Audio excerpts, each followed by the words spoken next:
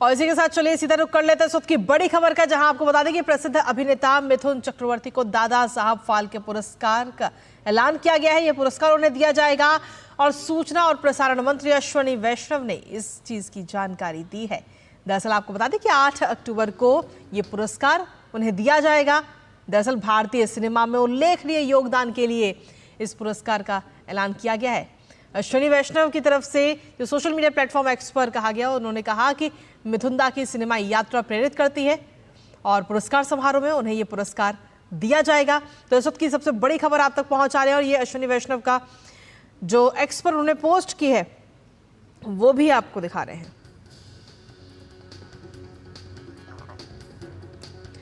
साथ ही उन्होंने लिखा कि अभिनेता मिथुन चक्रवर्ती को दादा साहब फाल्के पुरस्कार का ऐलान किया गया। अश्विनी वैष्णव ने सोशल मीडिया प्लेटफॉर्म एक्स पर ये पोस्ट किया है, जिसमें उन्होंने लिखा कि ये घोषणा करते हुए सम्मानित महसूस हो रहा है कि दादा साहब फाल्के चयन जूरी ने अभिनेता मिथुन चक्रवर्ती जी को भारतीय सिनेमा में उनके प्रतिष्ठित योगदान के लिए पुरस्कार देने का निर्णय लिया है।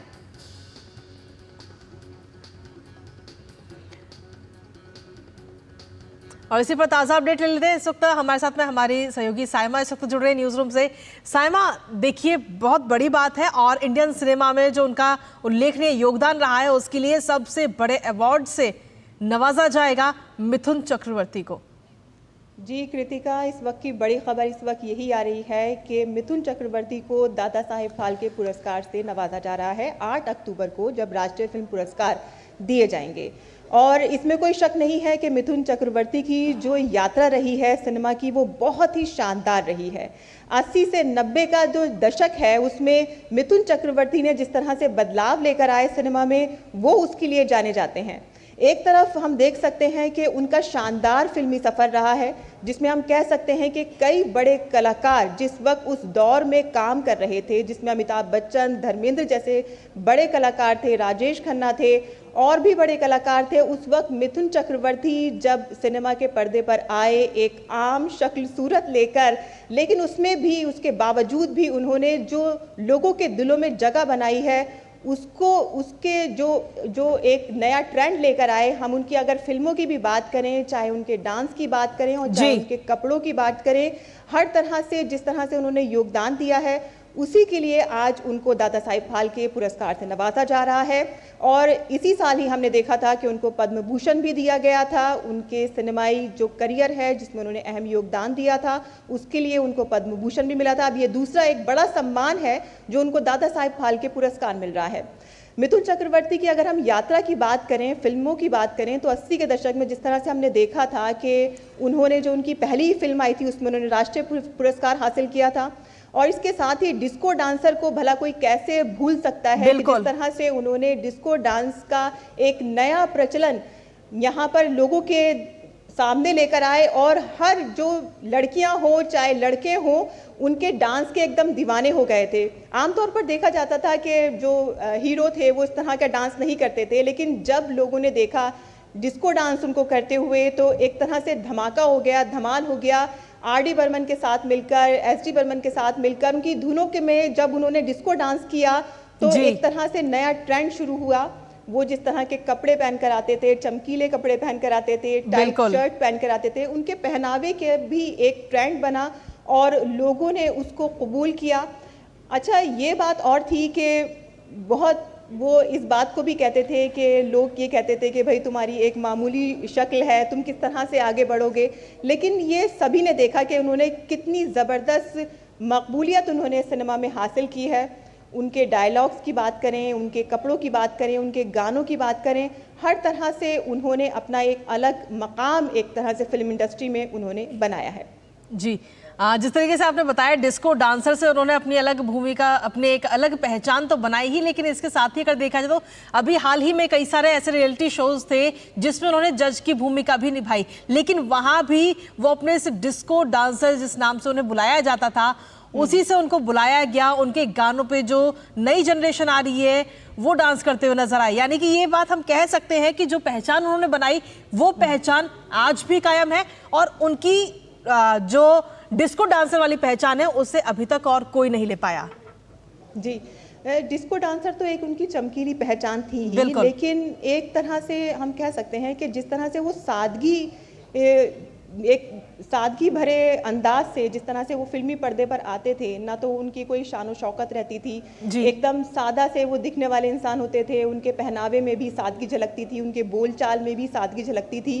तो उसी चीज़ को वो लोगों से कनेक्ट कर पाए और लोगों ने उनको अपनाया, उनके डायलॉग्स को अपनाया, उनकी बोलचाल को अपनाया और उनके पहनावे को अपनाया। तो ये हम कुछ एक बातें कह सकते हैं जिसकी वजह से उनको इतनी ज़्यादा प्रसिद्धि हासिल हुई। जी।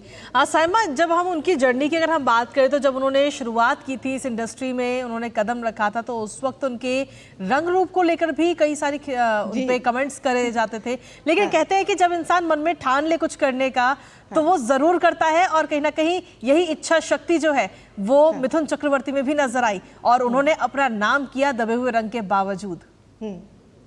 जी, वो तो एक अलग बात ही थी, लेकिन जो उनकी डायलॉग डिलीवरी थी उसको लेकर लोग बहुत ज़्यादा दीवाने रहते थे। आज भी लोग उन्हीं की तरह से डायलॉग बोलते हैं और कई ऐसी चीज़ें हैं उनमें, उनका जो हेयर स्टाइल था, उनके जो स्टाइल था बोलने का, उनकी जो चाल थी वो भी उनकी इस तरह की थी। तो उनके अंदर लोगों ने एक हीरो को देखा जिसकी वजह से उनको इतनी ज़्यादा लोगों का प्यार मिला। जी। साइमा, अब जब ये घोषणा की गई, इस बात का ऐलान किया गया कि दादा साहब फाल्के पुरस्कार से नवाजा जाएगा अभिनेता को, तो उसके बाद में क्या मिथुन चक्रवर्ती या उनके परिवार की तरफ से किसी प्रकार की कोई प्रतिक्रिया अभी तक नजर आई है? अभी तक तो इस तरह की कोई खबर सामने नहीं आई है, क्योंकि अभी ये ब्रेकिंग न्यूज़ एक तरह से ये कह सकते हैं कि ये खुलकर सामने आई है। जो अश्विनी वैष्णव ने अभी घोषणा की है, उसके बाद अब एक एक करके लोगों का रिएक्शन आएगा, बधाइयों का सिलसिला भी अभी शुरू होगा। जाहिर सी बात है ये बड़ी खबर है, क्योंकि सभी को इंतज़ार था कि इस बार का दादा साहिब फाल्के किसको मिलेगा। तो ये घोषणा हुई है कि मिथुन चक्रवर्ती ही इस बार जो हैं वो दादा साहिब फाल्के के हकदार बने। ठीक है साइमा, आपके पास वापस आएंगे। इस वक्त रूपा गांगुली हमारे साथ जुड़ गई हैं, हमारे साथ फोन लाइन पर। रूपा जी, बहुत बहुत स्वागत है आपका डीडी न्यूज पर। आप जिस तरीके से ये ऐलान किया गया है और अब अभिनेता मिथुन चक्रवर्ती को दादा साहब फाल्के पुरस्कार से नवाजा जाएगा, क्या कहेंगे इसको लेकर? हाँ, मुझे भी अभी भी पता चला, ये टीवी में ही देख रहे थे। बहुत खुशी की बात है, बहुत बड़ी खुशी की बात है। देखिए, ये ध्यान रखना पड़ेगा, मिथुन चक्रवर्ती सिर्फ एक हमारे भारत के लिए गर्व का अभिनेता नहीं है। उनका बॉडी ऑफ वर्क बहुत बहुत सालों से, बहुत लड़ाई और बहुत कष्ट करके उन्होंने पश्चिम बंगाल से जाके मुंबई में अपना बहुत बड़ी जगह बनाई, और आज विश्व में भी कई जगह पे जाइए मिथुन दा के नाम से लोग बहुत खुश हो जाते हैं। उनके पुराने गाने आज भी विदेश में अलग अलग देशों में बहुत अच्छे से चलाए जाते हैं और लोग उस पे डांस करते हैं, खुशी जाहिर करते हैं। तो आज ये बहुत बड़ी खबर है। मिथुन दा एकदम पक्का हकदार है ऐसे अवार्ड की, और दादा साहब फाल्के अवार्ड मतलब इतना सम्मान वाला अवार्ड है, इससे ऊपर तो क्या होगा। जी। तो बहुत बहुत खुशी की बात है, हम बहुत सब लोग बहुत खुशी है। पश्चिम बंगाल में तो हम सब ज्यादा ही खुश है इसमें। जी। रूपा जी, आपके क्या कौन सी मूवी फेवरेट रही है मिथुन चक्रवर्ती जी की? देखिए, मिथुन दा की बहुत सारी फिल्म देखे हैं हमने, और मैं जब एकदम शुरू में महाभारत के दौरान मैं गई थी तो एकदम उनसे मुलाकात भी हुई थी बहुत, उनके साथ मैंने एक फिल्म भी की है। तो मेरा तो सबसे प्यारा उनका हमने गया है मृणाल सेन का, तो वो बहुत अच्छा है। और एक्चुअली देखिए, एक एक्टर की ना जी, फिल्म के अलग अलग फिल्म में अलग अलग किरदार निभाए हैं, तो ऐसा नहीं कहा जा सकता कि कौन सा बेस्ट है। मैं इस तरह से कोई एक्टर के बारे में बोल ही नहीं सकती, कभी नहीं, क्योंकि उनका हर एक फिल्म में उन्होंने जान लगा के काम किया। बिल्कुल। And it was a very nice thing, you know. He's a very nice person also. इंसान भी बहुत प्यारा है। जी। रूपा जी, जब भी हम मिथुन चक्रवर्ती जी को लेकर के जब हम आपस में भी बात करते हैं तो ये सुनने में आता है, जो लोग उनसे बहुत पर्सनली और बहुत क्लोजली उनको जानते हैं, कि वो जितना अच्छा अभिनय करते हैं उससे भी अच्छा उनका व्यक्तित्व है, उनका व्यवहार है। एक्चुअली है बहुत दिलदार इंसान, बहुत सोशल वर्क भी करते हैं बहुत सालों से। थैलासेमिया को लेकर उन्होंने बहुत काम किया है। आज भी करते हैं, और बहुत सालों से थैलेसीमिया पेशेंट्स के लिए उन्होंने ऑर्गेनाइज किए बहुत सारे प्रोग्राम्स, और उनको कैसे मदद मिलेगी, क्योंकि वो एक बीमारी है जो मतलब बोल के तो नहीं आता, बच्चे के अंदर आ जाता है। तो ऐसे ऐसे बच्चों को लेकर उन्होंने बहुत काम किया है। He is been always a social worker, मतलब जितना कमाया वैसा उन्होंने जनता के लिए सेवा भी किया है, बहुत सालों से किया है। शायद ज्यादा लोग जानते नहीं है, लेकिन वो बहुत सालों से किए हैं। चुपचाप करते रहते हैं, ज्यादा ये सब बोलते नहीं है। जी रूपा गांगुली जी, जब हम उनके अगर हम बात करें जो उनका पूरा करियर रहा है, उस करियर में बहुत एक छोटे से किरदार से उन्होंने अपनी शुरुआत की, और जब वो हीरो बनने के लिए आए तो इस दौरान उनको कई जो चीज़ें हैं लोगों ने उनको जल्दी से स्वीकार नहीं किया उनके दबे हुए रंग की वजह से, लेकिन उसके बावजूद भी उन्होंने हिम्मत नहीं हारी, लगातार डटे रहे और इंडियन सिनेमा में, इस इंडस्ट्री में अपना एक अलग ही मुकाम हासिल किया। डिस्को डांसर के रूप में आज भी उनकी अलग पहचान है। बिल्कुल बिल्कुल बिल्कुल बिल्कुल, उनके फिल्म्स तो बहुत सारे हैं। लास्ट में भी कुछ दिन पहले काबुली वाला बोल के एक फिल्म की उन्होंने बंगाली में जी, वो भी बहुत खास है। ऐसे बहुत सारे। और देखिए, एक इंसान जो ऐसा मुझे नहीं पता कि उनके मतलब कलर के वजह से उनको कुछ दिक्कत हुई कि नहीं, वो अपने जगह से अपने मतलब काम से जगह बनाया है। तो ये मुझे एग्जैक्टली पता नहीं कि उनको कलर की वजह से, बिकॉज मैं वो जब आए थे फिल्मों में मैं तो बहुत ही छोटी थी, और मैं उनके साथ तब तो जानती नहीं थी। जब वो एकदम मध्य गगन में है, एकदम ऊपर है, तब मैं जाके महाभारत की द्रौपदी करने गई थी कलकत्ता से बॉम्बे। तो उनकी शुरुआत की बस हमने सुना ही है, हमने बहुत जगह पढ़े हैं, न्यूज में पढ़े हैं, और उनसे कभी कभी छोटी छोटी स्टोरीज हम सुने हैं। अभी कुछ दिन पहले बंगाली में एक फिल्म की है उन्होंने, प्रजापति बोल के, इट्स अ कमर्शियल मूवी, वो भी बहुत अच्छा हुआ। मतलब आज के तारीख में भी उनकी फिल्में जो है ब्लॉकबस्टर हिट हो रहे हैं। बिल्कुल, और ये बहुत बड़ी बात है, बहुत बड़ी बात है। बिल्कुल, ये आज भी वो जब कोई मूवी करते हैं तो वो हिट होनी ही है, लेकिन साथ ही अगर देखा जाए तो जो पहचान है वो भी उनकी कायम है। और आज जो अब नई जनरेशन आ रही है, क्योंकि हाल ही में जब वो कई सारे रियलिटी शोज में जज के रूप में उन्होंने अपनी भूमिका भी निभाई, तो उस दौरान रियलिटी शोज में भी हमने देखा कि बच्चे के अंदर किस तरीके की दीवानगी है उनको लेकर, उनके एक एक शब्द के लिए बच्चे तरसते हुए नजर आए थे इन रियलिटी शोज में। सही बात है। एक समय था सब उनके जैसे कॉपी ही करते थे, बिल्कुल उनके जैसे चलना, बोलना, हेयर कट, एवरीथिंग मिठुन दा के उनको फॉलो करते थे लड़के लोग। मैंने देखा वो सब हेयर कट जो है वो मिठुन दा के हेयर कट बनाते थे जी। बहुत बहुत मजेदार बात है ये सब, बहुत अच्छी बात है। बहुत बहुत शुक्रिया रूपा जी, अपना कीमती समय हमें देने के लिए और हमारे साथ बातचीत करने के लिए। और इसी के साथ में इस वक्त हमारे साथ में कोलकाता से हमारे सहयोगी प्रसन्नजीत बख्शी भी इस वक्त जुड़ गए हैं। प्रसन्नजीत, एक बड़ी खबर पे आपसे अपडेट्स लेना चाहेंगे। मिथुन चक्रवर्ती जी को इस वक्त सबसे बड़े पुरस्कार से नवाजा जा रहा है, दादा साहब फाल्के पुरस्कार से, जो इंडियन सिनेमा में उनका योगदान रहा है उसको लेकर। कृतिका, अगर इस तरह से मैं बात को शुरू करूं, शायद आप या हमारे दर्शक बुरा नहीं मानेंगे कि हमें कई बार मौका मिला है उनके साथ खाने पीने का, तो आप समझ ही सकते हो कि मैं ऐसा नहीं कहूंगा कि मेरे साथ काफी करीबी संबंध है, लेकिन काम के सिलसिले में हम लोग कई बार मिले हैं। जो बात आप रूपा जी से पूछ रही थी, मैं उस बात को थोड़ा सा आगे ले जाऊं। बिल्कुल, कि मिठुन चक्रवर्ती एक ऐसा इंसान है, आप मुंबई फिल्म इंडस्ट्री जी पूछिए कि जो टेक्नीशियंस है, जो पर्दे के पीछे काम करते हैं, कैमरे के पीछे काम करते हैं, इन लोगों की दिल और दिमाग पर मिठुन चक्रवर्ती एक अलग सा जगह बना के रखे हैं पिछले कई सालों से। क्योंकि अगर इतिहास खंगाल के देखें तो मुंबई फिल्म इंडस्ट्री की सबसे बड़ा जो इन लोगों की हक को लेकर अपने जो टेक्नीशियंस है, अपने जो साथी है, इन लोगों की हक को लेकर सबसे बड़ा हड़ताल, और उस हड़ताल में जीत ये मिठुन चक्रवर्ती की नेतृत्व में किया गया था। और अब उसी को बार बार याद दिलाते हैं जो लोग कैमरे के पीछे काम करते हैं, जो टेक्नीशियंस होते हैं, जो फोकस पुलर होते हैं, जो ट्रॉली ठेलते हैं। ये सब का कहना है कि अगर मिठुन चक्रवर्ती नहीं होते तो आज मुंबई फिल्म इंडस्ट्री में ये जो टेक्नीशियंस है जिनका इतना तवज्जो दिया जाता है, ये मिथुन चक्रवर्ती अगर नहीं होता तो इसीलिए कितना फिल्म हिट रहा, कितना फिल्म फ्लॉप रहा, कहां पे वो डिस्को डांसर लेके वेस्ट एशिया में उनका पॉपुलैरिटी है, ये छोड़ दीजिए। एक दादा साहेब फाल्के की समय पे हम क्या सोचते हैं कि एक complete contribution to film industry, तो फिल्म इंडस्ट्री के हर एक पहलू पर उनका जो योगदान है, और देखिए एकदम सड़क छाप है, जिसको सड़क छाप आप कहते हैं ना जी, वो एकदम सड़क छाप है ना। उसका कोई मामा, चाचा, काका, कोई भी मुंबई का चेहरा कभी नहीं देखा था।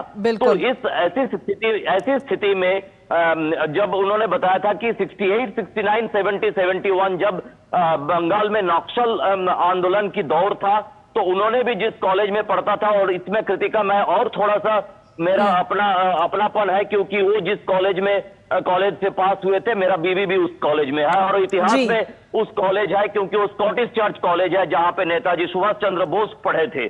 तो उस कॉलेज से वो सीधा FTII चले गए, वो वहां पे जो अपना फिल्म स्टडीज कोर्स है वो करके फिर मुंबई पहुंचे, फिर मृगया किए। लेकिन ये सब अलग बात है। लेकिन जिस तरह से पूरे फिल्म इंडस्ट्री को साथ में लेकर, चाहे वो जितना फ्लॉप भी दे, जितना हिट भी दे, सबको लेके जिस तरह से मिथुन दादा एक दादा के हिसाब से काम किया है, इसका एक उदाहरण है आज उनके ये दादा साहेब फाल्के पुरस्कार। चलिए, बहुत बहुत शुक्रिया प्रसन्न जी तमाम जानकारी और अपडेट्स हमारे साथ साझा करने के लिए। तो अब 8 तारीख को जब 70वें नेशनल फिल्म अवार्ड्स समारोह जब आयोजित किया जाएगा, तब मिथुन चक्रवर्ती को इस पुरस्कार से नवाजा जाएगा। इसी के साथ अन्य खबरों का भी रुख करेंगे, लेकिन उससे पहले न्यूज़ एट 10 में वक्त एक छोटे से ब्रेक का है। आप बने रहिए हमारे साथ। MDH का किचन किंग किचन में हो तो हम सब कुछ बना सकते हैं। बैंगन का भरता, आलू गोभी, भिंडी मसाला और भी बहुत कुछ। MDH। बेटियां घर की रौनक हैं। बेटियां घर संवारती हैं। बेटियां पीढ़ियां सजाती हैं। बेटियां घर की बुनियाद कहलाती हैं। बेटियों को सलाम करता है मोंगिया स्टील, स्टील का बादशाह। सारी छुर्रियां भर देती हैं, दीवार हमवार कर देती हैं। तो पुट्टी भर ले, हाँ पुट्टी भर ले। वंडर वॉल पुट्टी दे एक परफेक्ट फिनिश। और ब्रेक के बाद एक बार फिर से स्वागत है आप सभी का। इसी के साथ न्यूज़ एट 10 में आगे बढ़ेंगे, और इसी बीच इस वक्त की एक और बड़ी खबर मिल रही है, जहां पर आपको बता दें कि गृह मंत्री अमित शाह ने कांग्रेस के अध्यक्ष मल्लिकार्जुन खड़गे पर सीधा हमला बोला है। दरअसल अमित शाह ने सोशल मीडिया प्लेटफॉर्म एक्स पर एक पोस्ट की, जिसमें उन्होंने लिखा कि कल कांग्रेस अध्यक्ष मल्लिकार्जुन खड़गे ने अपने भाषण में अपमानजनक शब्दों का प्रयोग कर खुद को और अपने नेताओं को मात दे दी। अपने अंदर की कड़वाहट का प्रदर्शन करते उन्होंने अनावश्यक रूप से पीएम मोदी को अपने व्यक्तिगत स्वास्थ्य मामलों में ये कहकर घसीटा कि वो पीएम मोदी को सत्ता से हटाकर ही दम लेंगे। इससे पता चलता है कि इन कांग्रेसियों के मन में पीएम मोदी के लिए कितनी नफरत और डर है कि वो लगातार उन्हीं के बारे में सोच रहे हैं। जहां तक श्री खड़गे जी के स्वास्थ्य का सवाल है, मोदी जी से प्रार्थना करते हैं, मैं प्रार्थना करता हूं और हम सभी प्रार्थना करते हैं कि वो लंबा स्वस्थ जीवन जिए, वो कई वर्षों तक जीवित रहें और 2047 तक एक विकसित भारत का निर्माण देखने के लिए जीवित रहें। तो अमित शाह की तरफ से ये पोस्ट किया गया है, और इस पोस्ट को लेकर के सीधे तौर पर हमलावर होते हुए नजर आए अमित शाह कांग्रेस अध्यक्ष मल्लिकार्जुन खड़गे पर। उन्होंने कहा कि अपशब्द और अपमानजनक बातों में मल्लिकार्जुन खड़गे ने अपने जो साथी हैं उनके कांग्रेस, उन सभी को पीछे छोड़ दिया है। और इसी पर ताज़ा अपडेट ले लेते हैं। हमारे साथ में हमारे सहयोगी शैलेंद्र विष्णु इस वक्त जुड़ रहे हैं। शैलेंद्र, जिस तरीके से अपमानजनक बातों की अगर हम बात करें, तो इससे पहले राहुल गांधी की भी कई सारे बयान हम सुन चुके हैं, कई बार वो अपमानजनक बातें कह चुके हैं, अपशब्दों का इस्तेमाल कर चुके हैं। लेकिन इस बार अगर देखा जाए तो मल्लिकार्जुन खड़गे ने भी अपशब्दों का इस्तेमाल किया, जिसको लेकर अब अमित शाह हमलावर होते हुए नजर आ रहे हैं। देखिए, यहाँ पर मैं दर्शकों को एक पत्र के बारे में बताना चाहूँगा। मल्लिकार्जुन खड़गे ने एक पत्र लिखा था, और उस पत्र में कहा था कि राहुल गांधी को लेकर जो कुछ टिप्पणियां बीजेपी नेताओं की तरफ से की गई, उस पत्र के जवाब में बीजेपी के राष्ट्रीय अध्यक्ष जेपी नड्डा ने सिलसिलेवार तरीके से बताया था कि किस तरह से प्रधानमंत्री नरेंद्र मोदी के खिलाफ अपशब्दों का इस्तेमाल कांग्रेस पार्टी के नेता करते रहे और कांग्रेस के शीर्ष नेता यानी सोनिया गांधी, प्रियंका गांधी, राहुल गांधी और खुद अब मल्लिकार्जुन खड़गे, ये कोई पहला बयान नहीं है। जब प्रधानमंत्री नरेंद्र मोदी के प्रति कड़वाहट का एक तरह से प्रदर्शन कांग्रेस के शीर्ष नेतृत्व की तरफ से हो रहा है, कई जनसभाओं में हमने देखा है। अब जम्मू कश्मीर में एक जनसभा को संबोधित करते हुए जिस तरह से मल्लिकार्जुन खड़गे ने कहा, ये काफ़ी आपत्तिजनक है। इससे पहले भी आप देखें तो गुजरात के विधानसभा चुनाव में किस तरह से सोनिया गांधी ने मौत का सौदागर कहा था, कैसा प्रियंका गांधी ने एक बार बयान दिया था, उस पर बहुत एक तरह से कहें तो बीजेपी की तरफ से कड़ी प्रतिक्रिया आई थी। और कांग्रेस नेताओं की एक पूरी फहरिस्त है जो प्रधानमंत्री नरेंद्र मोदी के खिलाफ अपशब्दों का इस्तेमाल समय समय पर करती रहती है। और जब कोई ऐसा बयान, कोई सख्त बयान कांग्रेस के नेताओं को लेकर बीजेपी के किसी स्थानीय नेता की तरफ से आता है, तब वो एक पत्र लिखते हैं या फिर सार्वजनिक तौर पर कहते हैं कि सार्वजनिक शुचिता का ध्यान रखा जाना चाहिए। तो मल्लिकार्जुन खड़गे और कांग्रेस के शीर्ष नेतृत्व को ये सोचना चाहिए कि खुद वो क्यों इस बात का ध्यान नहीं रखते, जब वो गाहे बगाहे नहीं, समय समय पर अक्सर प्रधानमंत्री नरेंद्र मोदी के प्रति जो उनकी अपने अंदर जो सोच है उसको प्रदर्शन करते रहते हैं। तो अब गृह मंत्री अमित शाह ने एक एक्स पर पोस्ट के जरिए उनकी लंबी उम्र की एक तरह से उम्मीद जताई और कहा कि 2047 तक जब विकसित भारत बनेगा तब वो जरूर उस विकसित भारत को देखें। मल्लिकार्जुन खड़गे को लेकर कहा और जिस तरह से टिप्पणी मल्लिकार्जुन खड़गे ने की प्रधानमंत्री नरेंद्र मोदी के बारे में, उनकी जो सोच है वो एक तरह से सामने आती है। और बीजेपी ये कह रही है कि देखिए कांग्रेस पार्टी का यही रवैया बन गया है कि वो बीजेपी के शीर्ष नेता और दुनिया के सबसे लोकप्रिय नेता के खिलाफ इस तरह की टिप्पणियां करते रहते हैं। और ये टिप्पणी कोई स्थानीय नेता नहीं करते, कांग्रेस के शीर्ष नेता जो अध्यक्ष हैं, कांग्रेस अध्यक्ष है मल्लिकार्जुन खड़गे, या फिर राहुल गांधी जो सारे फैसले लेते हैं, या सोनिया गांधी या प्रियंका गांधी, उनकी तरफ से भी आता है। जी शैलेंद्र, अगर देखा जाए तो इस तरीके के जो अपमानजनक शब्दों का इस्तेमाल है कांग्रेस के नेताओं की तरफ से अधिकतर चुनावों के दौरान ही किया जाता है, और ऐसे में इसका कांग्रेस को फायदा होने की बजाय उल्टा नुकसान उन्हें होता है। लेकिन उसके बावजूद भी इस तरीके के शब्दों का इस्तेमाल वो करते ही हैं, जबकि वो जानते हैं कि विधानसभा चुनावों का ये दौर चल रहा है। जम्मू कश्मीर में कल तीसरे चरण का मतदान होना है, उसके बाद 5 तारीख को हरियाणा में मतदान है, उसके बावजूद भी इस तरीके के अपशब्दों का इस्तेमाल।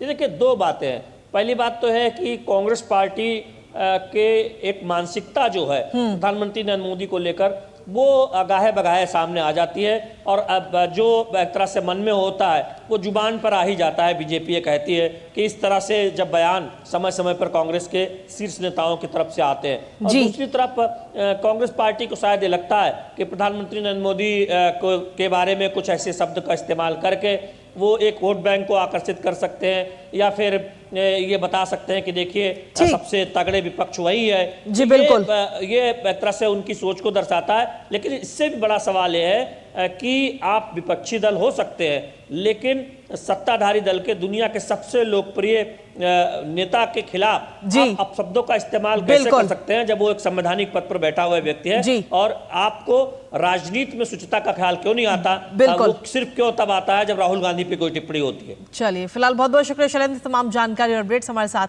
साझा करने के लिए। और इसी के साथ खबरों में आगे बढ़ेंगे, लेकिन उससे पहले न्यूज़@10 में वक्त